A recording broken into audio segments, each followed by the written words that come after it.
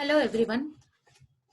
This is Dr. Geeta Nayak Vislawat, Assistant Professor of Public Administration, working at Government Degree College, Hayatnagar. Today I am going to discuss about All India Services, its evolution and importance in Indian administration. Coming to the next slide, it is the introduction part of All India Services. The efficiency or development of the country depends on administration of government. So the total government's administration depends on the capacity, training structure, and ethics of the public services available in that country. In India, there are three types of services available. They are state services, the central services, and all India services. The state service employees work under the purview of state governments. The central government employees work under central government, and all India services employees work under state governments as well as central government according to the situations or requirements of the governments. All India services are one of the most unique feature of Indian federal system. Means the employees of All India services work for both central and states as per the requirements. Coming to the historical perspective of All India services, these services are available in India from British government and they were called as Secretary of State Services.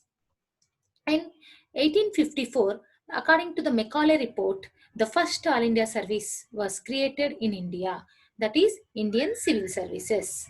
After First World War, in 1919, Montagu-Chelmsford reforms were introduced in India. On the basis of these reforms, 8 additional All India services are introduced or created. So, total 9 All India services available at the time of 1919. And in 1923, the Lee Commission suggested for the removal of 4 All India services from available 9 services. And in 1935, the Government of India Act created only 3 All India services. They are All India Service, All Indian Civil Services, Indian Police Service, and Indian Medical Service. And after independence, in 1947 to 1950, the All India services there are only 2 All India services. They are Indian Administrative Service and Indian Police Service. And these 2 All India services are accepted by Constitution of India. And the Indian Civil Services was replaced by Indian Administrative Service, and Indian Police is replaced by Indian Police Service at the time of independence. In 1963, the government wanted to introduce 3 All India services. They are Indian Forest Service, Indian Medical and Health Service, Indian Service of Engineers. But out of these 3 All India services, the Indian Forest Service is accepted by Parliament in the year 1966. The other 2 All India services are not accepted by Indian Parliament. So, from 1966, India is having 3 All India services. They are Indian Administrative Service, Indian Police Service, and Indian Forest Service. The status of All India services in India. The status of All India services, the service rules, the uniformity and their salary, pay structure, everything is common throughout the country. These 3 All India services are called Class 1 Group A services, and they are managed by different departments according to their work culture. The IAS, Indian Administrative Service, is managed by Ministry of Personnel, and Indian Police Services works under Ministry of Home Affairs. Indian Forest Service works under Ministry of Environment and Forest. The constitutional provisions available for the creation of new All India Service or for creating rules and regulations in India are from Article 309 to 312. The Article 309 explains that the rules, regulations, and recruitment conditions of public services are determined by Parliament at union level and state assemblies for states. The 310 article explains that All India services and All India service members, civil service members, and other defense employees holds office during the pleasure of president. So they hold office during the pleasure of president at central level, and the state government employees hold office during the pleasure of governor in states. The Article 311 explains that the All India service members are dismissed or removed only by the authorities superior to their rank, but not subordinate to their rank. And the last article, 312 article, provides the creation of All India services in India. According to Article 312, the new All India service can be created by a resolution of Rajya Sabha supported by not less than 2/3 majority of Rajya Sabha members. And like in this way, the Indian government constituted one more All India service in 1966, that is Indian Forest Service, which I explained in the earlier slides. Now India is having 3 All India services, that is IAS, IPS and IFS. There are a lot of views regarding All India services and their evolution and their importance in India. They are the All India services are continued from British era. So the people, most of the persons told that it is the hangover of the past. But at the time of independence, most of the leaders opposed the continuation of All India services. But they are not in a position to show the replacement of All India services.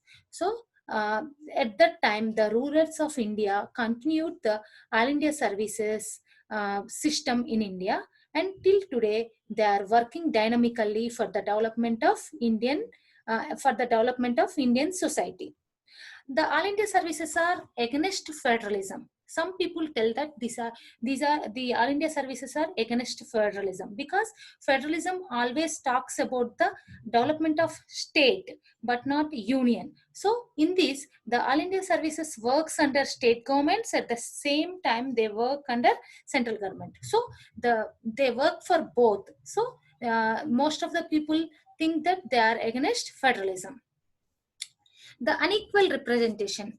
All India services and civil services, the people who selected under civil services, they are categorized into All India service people and civil services people. The representation for both the levels are different. So in this way, these are their representation is different from civil servants. Some people tell that All India services are burden to Indian government, because financial burden, because they work for state governments and as well as central governments. So they are not working in one purview. So this is the financial burden for governments. Some people tell like that. There is no familiarity and lack of specialization. All India service members are not specialists. They are only journalists, because due to their work nature, they work in different departments for 1 or 2 years, not more than 3-4 years. So always they are journalists but not specialists.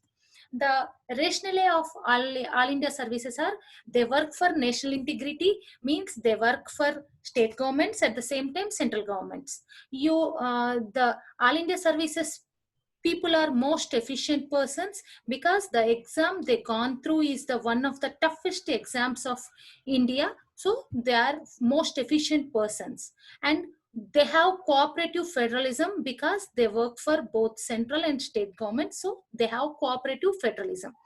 I already told you that the most talented persons are selected under the All India service members. So they are the repository of talent. And at the time of presidential rule in state governments, the everything, the state government is run by chief secretary, who is the All India service member. So at the time of presidential rule, they are the replacement of political system in India. The independence, they have independence while taking the decisions for the development of India. And they are rich, experienced people, and they are the son of the soil. Means they work for India, they work for the people, they work for the service.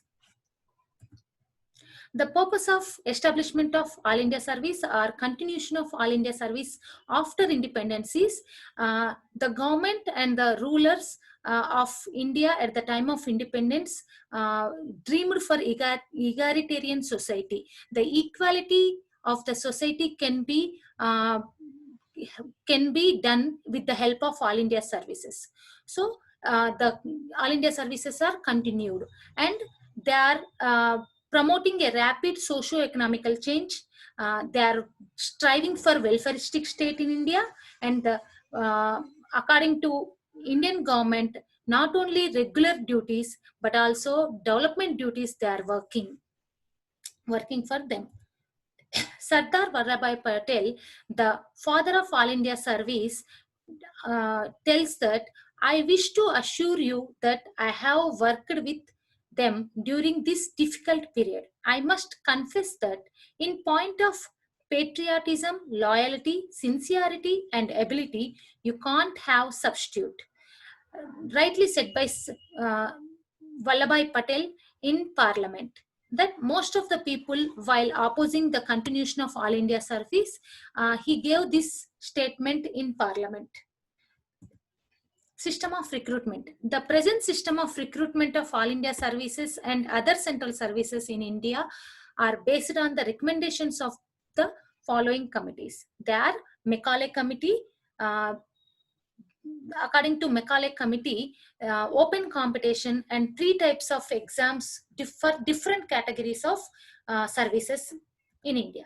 And after independence, the Kothari Committee of 1979, it focused on combined and single exam for all civil services categories, and exam pattern is of 3 stages, that is prelims, mains, and interview. And after that, in the year 1993, Satish Chandra Committee was established. And according to this committee introduced a general essay paper and medical science optional paper for civil services exam. So, and recruitment agency is the UPSC, Union Public Service Commission. It is a central recruitment agency of India. And under this agency, central government, most of the central government jobs are recruited. It conducts civil services exams for All India Services and central services. It is the independent constitutional body and central recruitment agency of India. The article from 315 to 323, in part 14 of the Constitution contains the provisions, powers, and functions of UPSC. UPSC, or State Service Commission, selects the best brains of country to run this country in coordination with judiciary and politicians. Thus, civil services exam is one of the world's toughest exam. The civil services examination and eligibility conditions. The All India Service aspirants must be citizens of India. They must complete their graduation from any recognized university, and the final year graduating students also eligible for appearing civil services exam. The minimum age is 21 years. This is the chart given below regarding the age and attempts of the exam. You can go through this. And application process is totally online from 2012, and there is no fees for SCs, STs, physically handicapped persons, and women aspirants, because they want to encourage women, SC/STs, and physically handicapped people. And others have to pay only 100 rupees as fee. And examination pattern consists of 3 stages, that is prelims. The exam question paper will be in multiple choice method, and the mains exam, the questions are in the answers must be in descriptive manner.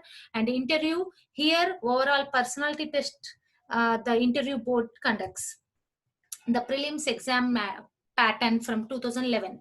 Earlier 2011 there is other pattern. Now from 2011 civil services exam is having two papers. One is general studies, that is GS.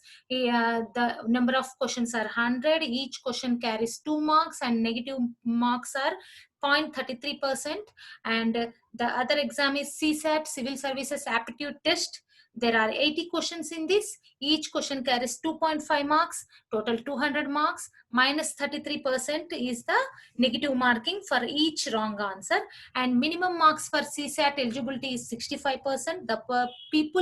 The aspirants who get 65 marks in CSAT only, CSAT paper, those persons GS paper will be evaluated by the UPSC for next selection process. The next stage of exam is mains. It is totally descriptive exam. The number of papers are English, Indian language paper, essay. Total optional papers are 2 and GS papers are 4. And here you can see the maximum marks and for English and Indian language and essay, other things. And here GS1 contains 250 marks paper. In that history, culture and geography, world, society, everything covers. And GS2 covers governance, constitution, polity, social justice and international relations. GS3 covers technology, economy, development, biodiversity, environment, disaster management, etc. And last paper is ethics, integrity and aptitude. That is for 250 marks. Total written exam is 1750 marks. And the people who get highest marks will be selected for interview. The total interview marks are 275. Overall personality is tested, such as awareness on socio political economic issues, interpersonality skills, activeness of the aspirants and behavior, communication skills, hobbies, etc. are tested. And the All India services are 3 categories. They are super time scale, senior scale, junior scale. All India services are controlled jointly by central government and state governments, but the ultimate control lies with the central government, while immediate control rests with the state governments, because they work at state governments mostly. So the immediate effect or immediate control is under state governments. Salaries and pensions are met by state governments, and disciplinary actions, etc., are taken by central government. The trainings of All India services. First of all, the most attractive All India service is Indian Administrative Service. Before independence, it is called as Indian Civil Service. The training was given at British Universities of Oxford, Cambridge, London, Dublin. And Second World War time, temporary training camp was set up at Dehradun for ICS probationaries. And after independence, at the time of 1947, IAS Training School, Metcalfe House, was started at Delhi for probationaries. This IAS Staff College of Simla, refresher trainings for senior officers, was started in 1957. And by merging the IAS Staff College and IAS Trainee School of Delhi, and they merged in 1959 and set up as Lal Bahadur Shastri National Academy of Administration at Mussoorie. Now all India Indian Administrative Service training done at All India in at Lal Bahadur Shastri Academy at Mussoorie. The IAS training is divided, and the first one is foundation training, which is of 4 months. In this training, the belongingness and professional ethics, administrative structures, human values, the probationers will learn these all the things in first spell. And then next one is professional training of first spell for 2 months. Here they learn problems of Indian administration and district administration, economic planning, constitutional and legal systems, criminal procedure codes, etc. In district training in the state, it is for 12 months. The field and practical training done at allotted state. Professional training of second spell is for 3 months. Here, discussion of administrative problems observing during the observations at the time of field and practical training solutions will be given.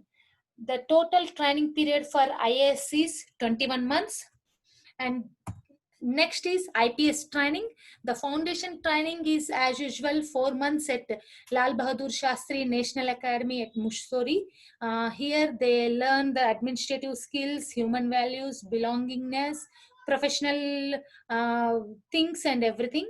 And the next training is first spell at 12 months at Sardar Vallabhbhai Patel National Police Academy, Hyderabad. The district training in the state for 8 months. Here field and practical training done at the allotted state. And professional training second spell 3 months at Sardar Vallabhbhai Patel National Police Academy, Hyderabad. The total training period for IPS is 27 months. And lastly, coming to Indian Forest Service. These officers will have training for 4 months at Lal Bahadur Shastri National Academy at Mussoorie. There they learn professionalism and administrative structures, human values, ethics, belongingness, everything. And professional training first spell at Indira Gandhi National Forest Academy, Dehradun. And the professional training second spell also at Indira Gandhi National Forest Academy, Dehradun for 16 months. There they learn forest laws, protection, forest utilization, geology and environmental conservations, etc. so on. So convocation training 4 months at same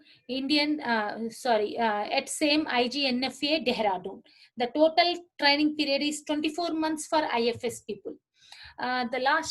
Recently, the Government of India constituted Baswan Committee for suggesting the exam pattern of civil services and all India services people. This Baswan Committee was constituted in 2015 to look after into the civil services recruitment process and submitted report in 2016. The main suggestions of this committee are to reduce the age limit and attempts, to increase the general studies questions, to select the stream of IAS or IPS and attempt the paper accordingly in the mains exam. That means the IAS people must write administrative paper and IPS people must write law and integrity paper. And the other most important Baswan Committee report suggested is abolition of optional services. And there should be 2 interview boards and take average marks and give the ranking. These are some of the most important suggestions by Baswan Committee. And there is a demand for new All India services in India due to serious pandemic conditions which are prevailing in 2020 worldwide due to COVID-19. Most of the people are suggesting for another new All India service, that is Indian Medical and Health Service in India. Thank you everyone. For any queries, please contact 9849 373729. Thank you one and all.